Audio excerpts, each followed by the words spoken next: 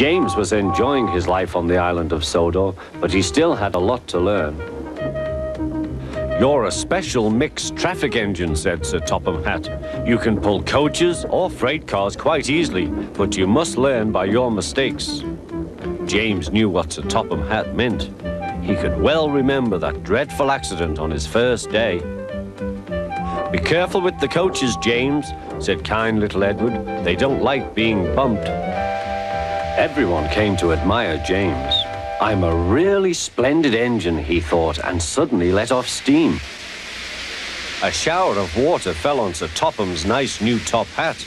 Just then, the conductor blew his whistle, and James thought they had better go. Go on," he puffed to Edward. Don't push," replied Edward. The coaches were grumbling too. "Don't go so fast, don't go so fast." But James didn't listen.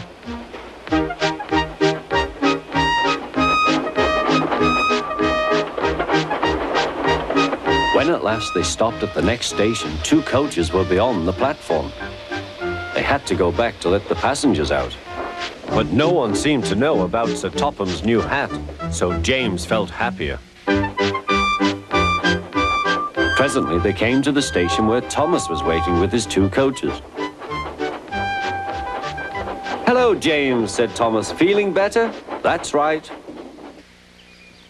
"Oh, that's my conductor's whistle. I must go. I don't know what Sir Topham Hatt would do without me to run this branch line." And he puffed off importantly. Edward and James passed the field where James had had his accident. The fence was mended and the cows were back again.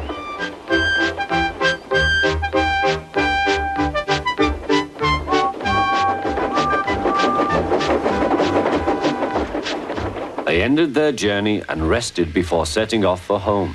James was still wondering what Sir Topham would have to say about his new hat.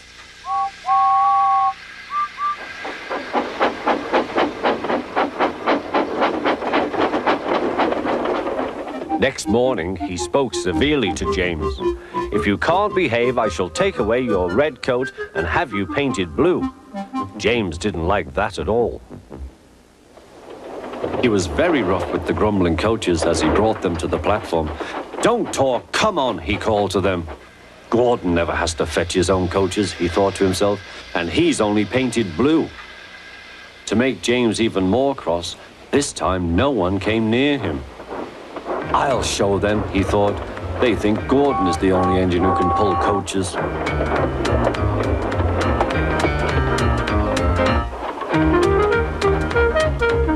"Hurry, hurry, hurry," puffed James.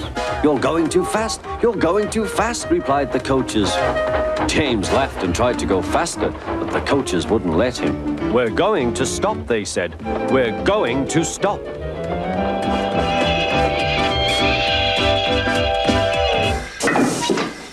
"What's the matter?" James asked his driver. "The brakes are hauled on. Leak in the pipe, most likely. You've banged the coaches enough to make a leak in anything." "How shall we mend it?" said the conductor. "We'll do it with newspaper and a leather bootlace," replied the driver. "Well, where is the bootlace coming from?" asked the conductor. "Ask the passengers," said the driver. "You have a leather bootlace there, I see, sir," said the conductor to a smartly dressed man. "Please give it to me." "I won't," said the man. "Then," said the conductor, "I'm afraid the train will just stop where it is." The passengers all said what a bad railway it was. Then they told the man how bad he was instead. Everyone was very cross. At last he handed his laces over. The driver tied a pad of newspaper tightly round the hole in the brake pipe, and James was able to pull the train.